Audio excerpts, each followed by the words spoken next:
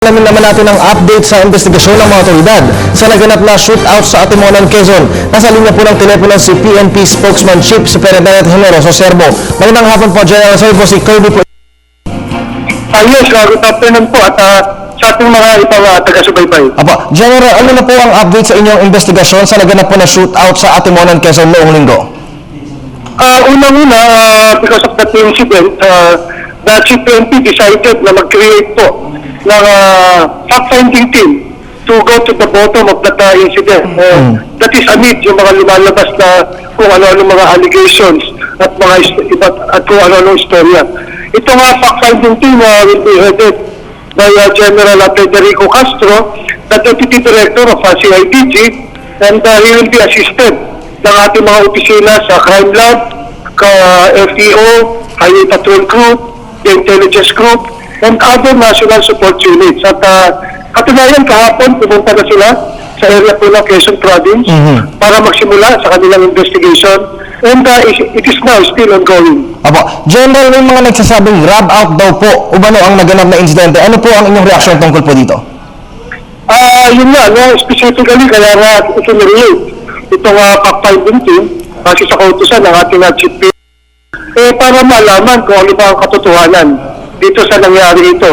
Is this a legitimate shootout between the armed groups at saka yung mga grupo ng police, or it is a rob out?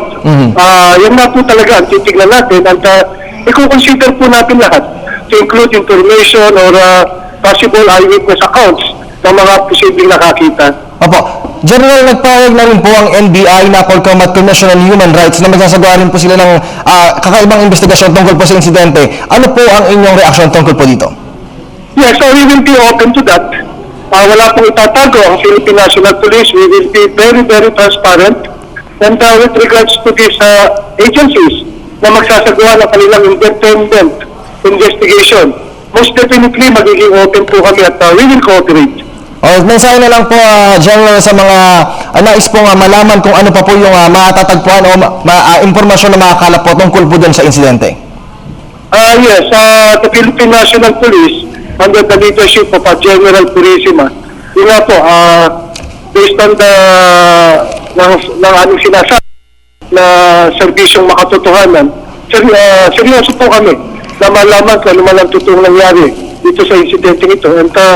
At once makompleto po yung aming nagiging investigasyon, we will update ang ating mga kababayan tungkol dito. Alright, well said. Po, maraming salamat po sa inyong pagpapaunlak sa amin muli. Magandang hapon po, PNP spokesman General Generoso Serbo.